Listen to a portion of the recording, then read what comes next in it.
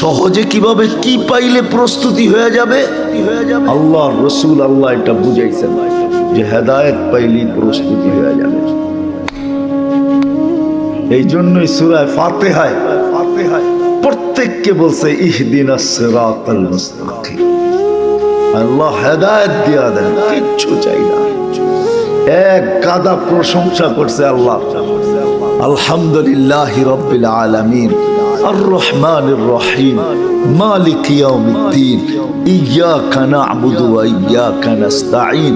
তখন আল্লাহর রহমত জোশে আসছে, চাবি তো আমার কাছে, কি চাবি? আল্লাহ ভাবছেন বান্দা চাইতে কি না চায়া ফেলে।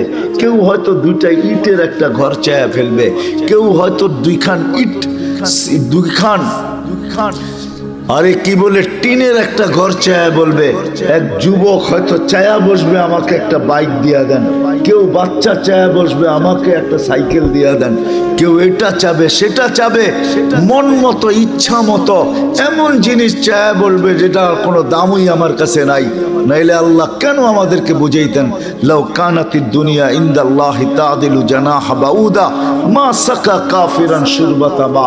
সমগ্র দুনিয়া যদি তার ভান্ডার সহ, সমস্ত খনি সহ, সমস্ত ভান্ডার সহ আমার কাছে মশার পরের সমান দাম হতো, তাহলে কোন খোদাদ্রোহীকে, যুবক 5 বেলা আল্লাহ ডাকে আর তুমি কার বেকা করে করে চলে যাও মসজিদের সামনে দিয়া। যদি দুনিয়ার দাম মশার ডানার সমান হইতো তাহলে তোমাকে 1 ঘোট পানি পান করতে আল্লাহ দিতেন না।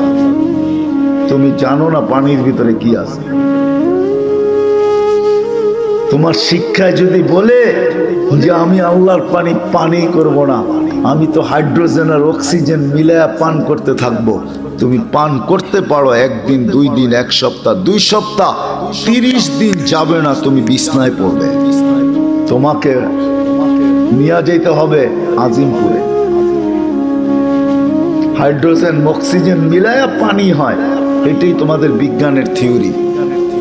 কিন্তু পান করে দেখো 1 মাসে আজিমপুর, কেননা ওই পানির ভিতরে হায়াত নাই, জীবন নাই। আল্লাহর পানির ভিতরে শুধু হাইড্রোজেন অক্সিজেন নাই, জীবন আছে, জীবন। এই জন্যই আল্লাহ বলছেন দুনিয়ার দাম যদি হইতো মশার ডানার সমান, কোন খোদাদ্রোহীকে আল্লাহকে মানবে না আর আল্লাহর পানি ব্যবহার করবে, কাউকে পানি ব্যবহার করতে দিতেন না। দশম খোদার এটার কোনো দাম নাই, এই জন্য দিতেছে। আল্লাহ জানে এটা দামহীন, এই জন্য পানি দেয়া যেতেছে, এই জন্য অক্সিজেন দেয়া যেতেছে। আল্লাহ জানে এটার ভিতরে যা আছে কোনো দাম নাই।